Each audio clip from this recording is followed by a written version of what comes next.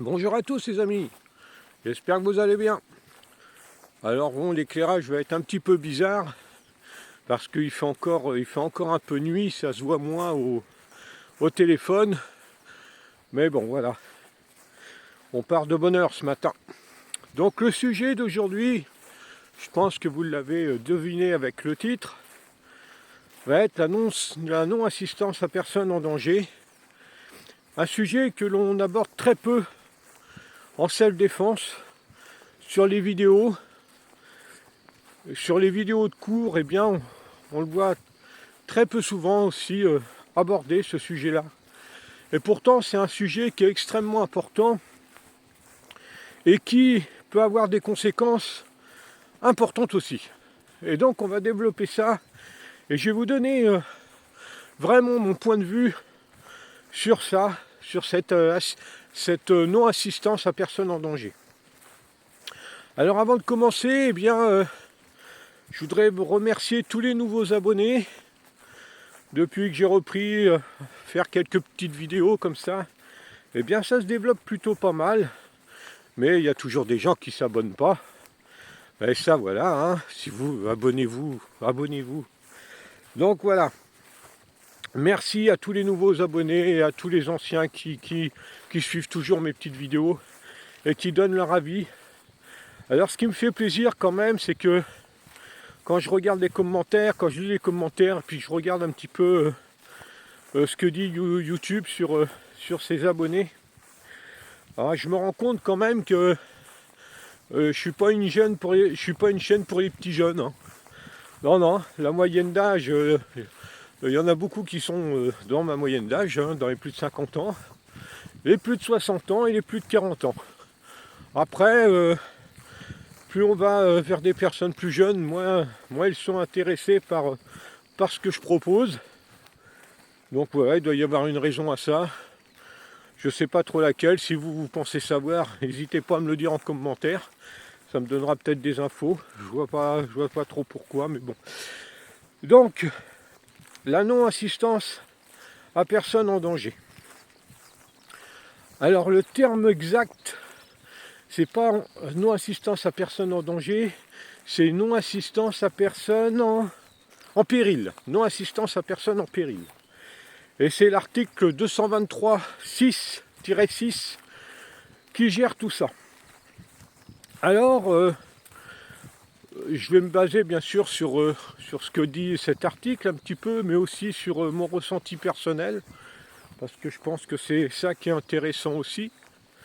Alors, il faut essayer de faire en sorte que le ressenti personnel reste dans le cadre de ce qui est écrit dans cet article.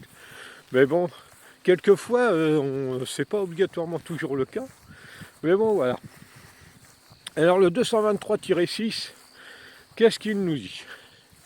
Eh bien, il nous dit que à partir du moment où vous êtes conscient que quelqu'un est en péril, par exemple que quelqu'un est agressé, vous êtes conscient qu'il y a une agression et vous ne faites rien, eh bien dans ce cas-là, il y a non-assistance à personne en danger. Et les conséquences de cette non-assistance, eh bien, peuvent être extrêmement importantes. Alors si c'est une personne majeure pour qui vous n'êtes pas venu en aide, si cette personne est majeure, la sanction maximale peut être de 5 ans d'emprisonnement et de 70 000 € d'amende. Ça fait réfléchir quand même un peu. Si cette personne est mineure, dans ce cas-là, la sanction est encore plus importante. On passe à 7 ans d'emprisonnement et 100 000 € d'amende. Donc on se rend tout de suite compte que la justice punit sévèrement le fait de ne pas venir en aide à son prochain qui en a besoin. Là on parle d'agression physique, hein, mais parce qu'on est dans l'autodéfense, dans ce sujet. Mais ça c'est pareil pour, vous voyez un accident, la personne est rétame sur la route, inconsciente, vous filez votre chemin en bagnole, eh bien il y aura non-assistance à personne en danger aussi, hein, si la personne décède, voilà. Donc, mais là on est sur une chaîne d'autodéfense principalement, donc on va parler de ça. Donc vous voyez tout de suite que les sanctions sont extrêmement importantes. Pourquoi? Eh bien parce que venir en aide à son prochain qui est en danger, qui est en train de se faire agresser, eh bien c'est un devoir. C'est un devoir de citoyen de le faire. C'est un devoir de tout citoyen de le faire. Mais comment le faire? Eh bien obligatoirement, on ne va pas demander aux gens d'aller au charbon et puis de se faire démonter la gueule en plus de la victime déjà actuelle. Ça serait fou de demander ça, ça serait totalement illogique. Bien sûr que non. Néanmoins, il y a un problème, moi, qui me paraît important, c'est lorsque l'on voit des cas où il y a par exemple des femmes qui se font agresser sexuellement dans le métro, et que le métro est bondé, et qu'il n'y a personne qui bouge. Ça, par contre, pour moi, c'est un gros problème. Ça, c'est quelque chose que j'ai du mal à concevoir, qu'il y a si peu de cohésion entre les gens pour venir en aide à cette femme. En l'occurrence, là, c'est parce que c'est mon exemple. Pour venir en aide à cette femme et laisser faire, j'ai du mal à imaginer comment on se retrouve devant son miroir après ça, quoi. Donc ça, c'est quelque chose qui me chamboule un peu. Néanmoins, comme je le disais, on ne va pas demander aux gens d'aller au charbon et de se faire démonter la tête s'ils n'en ont pas les capacités. Ça me paraît normal. Néanmoins, il y a des choses à faire.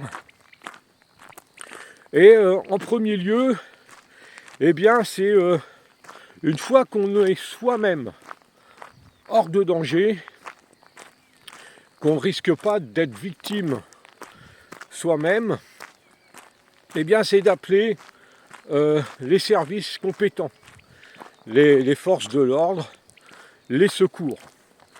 Ça me paraît primordial.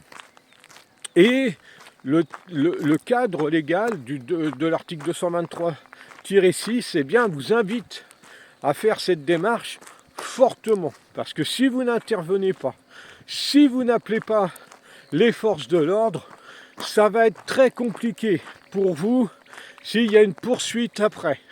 Vous serez obligatoirement condamné. Il y a des grandes chances que vous soyez condamné. Parce que c'est à la portée de la grande majorité des gens de pouvoir appeler les forces de l'ordre, à part certaines personnes, par exemple des handicapés mentaux, des choses comme ça. Mais là, on n'est pas dans le même ordre.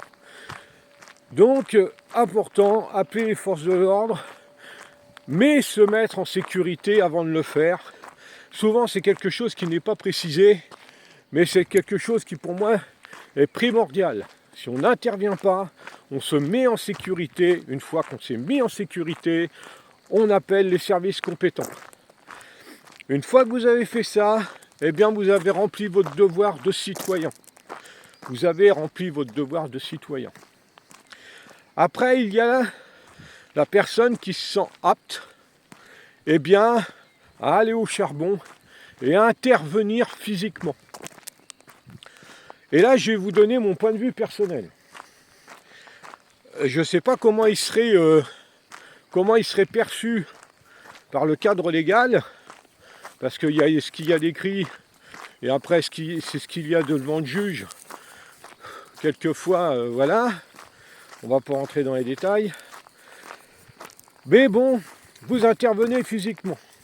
Pour moi, ça doit se faire de manière extrêmement efficace. Quand je parle d'extrêmement efficace, on doit tout mettre en œuvre, absolument tout mettre en œuvre pour venir en aide à cette personne.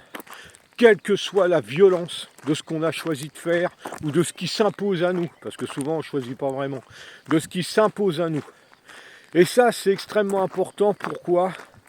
C'est parce que quelquefois, je vois des vidéos où c'est très rare qu'on voit des vidéos sur ça, mais quelquefois ça arrive.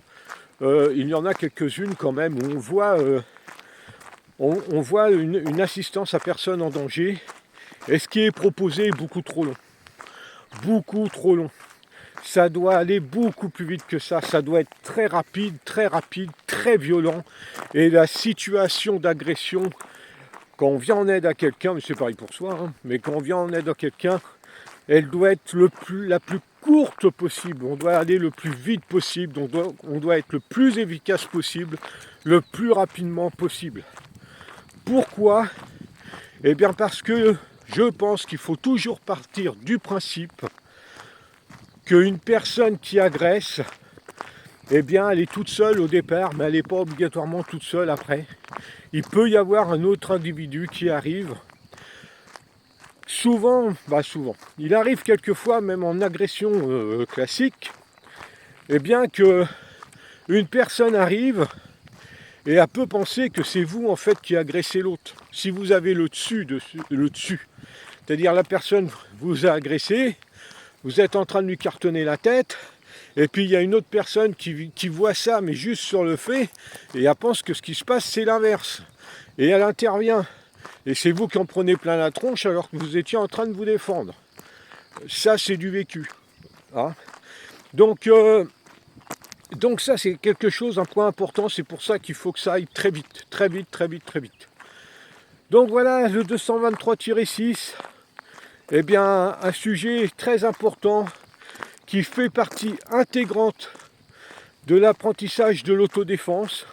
C'est une partie intégrante. Ça doit ne pas être oublié, et il y a une différence technique entre se défendre soi-même, l'approche est différente entre se défendre soi-même et aider quelqu'un qui se fait agresser. Je voudrais faire une petite parenthèse qui me semble importante dans ce sujet-là. C'est qu'on parle toujours des agressions physiques, toujours. On oublie souvent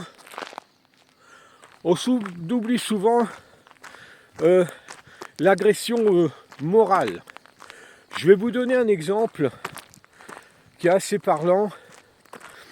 Vous avez votre voisin qui est un gros connard, et puis tous les soirs vous l'entendez insulter sa femme, lui gueuler après, la rabaisser, mais vous n'entendez pas de coups, vous ne l'entendez pas la frapper.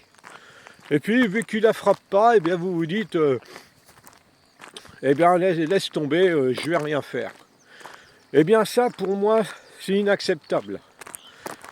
Une personne qui régulièrement se fait insulter, se fait rabaisser, eh bien mentalement elle est touchée, elle est blessée, elle est marquée à vie.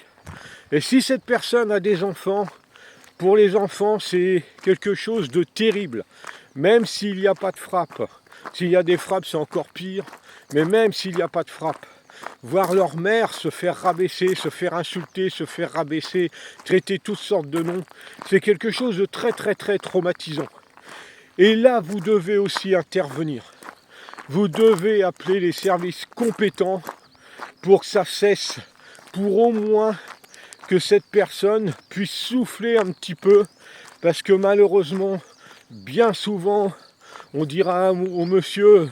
monsieur arrêtez s'il vous plaît, on sera gentil avec, il n'aura rien du tout, et puis la femme elle aura deux choix, soit être à la rue, ou soit retourner dans le foyer avec ses enfants, et souvent elle choisira d'être auprès de ses enfants, parce que les services compétents mettent du temps à sortir, vu qu'elle ne prend pas de coups dans la tronche, soit ils mettent du temps, soit ils ont d'autres priorités.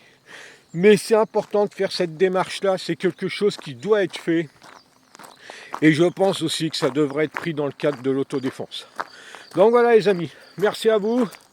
Je vous dis à bientôt pour une vidéo plus longue.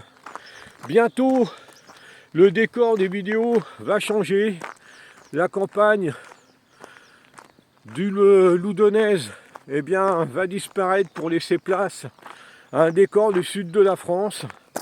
Donc le déménagement pour cette nouvelle aventure professionnelle est prévu le 24 juillet. Donc je serai sur place le 25 juillet.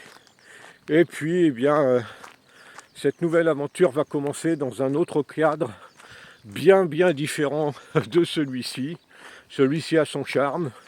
J'y ai passé une dizaine d'années. Et bien maintenant, on va aller dans un autre cadre, au soleil, et puis dans un cadre magnifique. Donc ça me permettra de vous faire profiter de ce nouveau paysage, et je pense que vous allez apprécier. Je pense que Saint-Tropez, c'est quand même pas mal pour faire des petites vidéos d'autodéfense. Allez les amis, bon week-end à vous, salut.